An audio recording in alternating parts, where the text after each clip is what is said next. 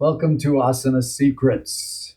Today, we're going to put together this series of sitting poses that will work together in a personal practice. This is an ideal way for you to practice at home and put 4 major poses together to get you ready to ultimately sit in lotus. I like to joke that it took me 8 years of this sequence to make lotus comfortable. So there's hope.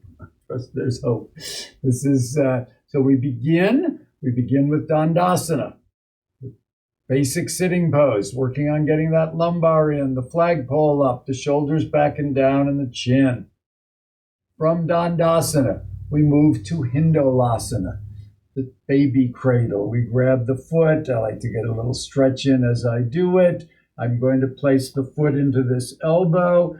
Can be in the wrist. That works as well. When we can, we move it into the elbow. We come around the knee. We support this knee, upper leg and lower leg together so the knee doesn't twist, and we restore Dandasana.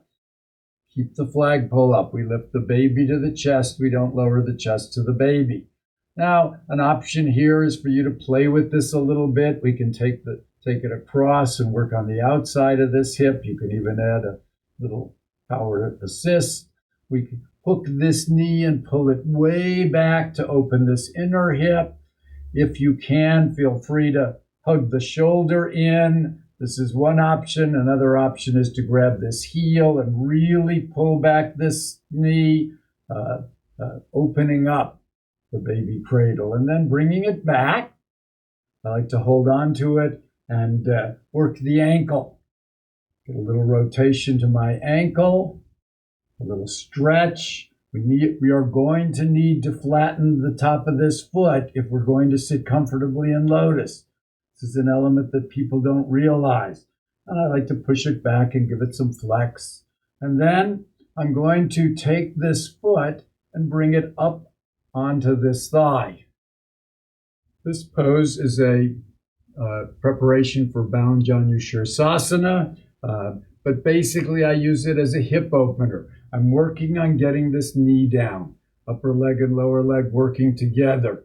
If the knee is up here and you're working on opening this hip, you can support your Dandasana while you press this knee down. The idea is to be opening this hip and stretching this ankle. Then, normally, we will drop this for Janushirasana. Some people can leave it up here. If the knee is comfortably on the floor, you can do your Janushirasana with the foot up. Drop the foot next to the thigh, cheeks up in the back. I like to throw in a little twist just because we're a little offset in Janushirasana, so I'll bring a twist around so that it's a little more comfortable when I square up to this leg. I like to inhale up with chins up, stretch it out over the leg. Wherever you end up, you can use a strap. We begin to lower. Keep the chin up at first. It'll keep that lower back in. Keep you in the hip hinge instead of the waist hinge.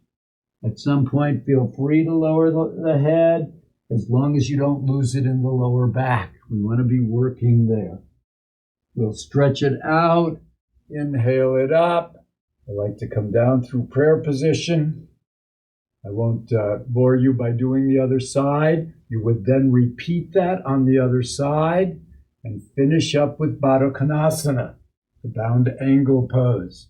We bring the bottom of the feet together. We bring the heels in. We pull up on these feet in order to lift Dandasana, in order to lower the knees. The classic hip opener. This has some variations as well. When you're really working on deepening it, we can start to come forward into a forward bend, letting the elbows engage the legs at some point. Remember, it's from the hip hinge. Lower back stays in, chin stays up as we go out, out, out, and down. It's out before down. You're not going to get down unless you get out far enough. Make sure you keep it going out. Find your limit. Feel free to come up. The last variation, one of my favorite ones, I showed you in the other video. is the supported Bharakanasana, where this allows that lumbar to really come in. Press those hips towards the heels, put the head in line, do not flop it back, and find some breathing here, pushing out the shirt with your stomach on an inhale, in on an exhale, adding a smile. This will ultimately get your hips and legs ready for you to comfortably bring yourself into Padmasana, into lotus pose. This is the Lotus Prep. This will get you ready. Ankles, note the ankles, the hips, knees are not compromised in lotus. They are not compromised in Padmasana. We stay in the hinged position with the upper leg and lower leg. The work is done with the hips and the ankles, not the knees. Protect your knees. Find that smile. Enjoy Padmasana. This is the way to meditate. Have a great day.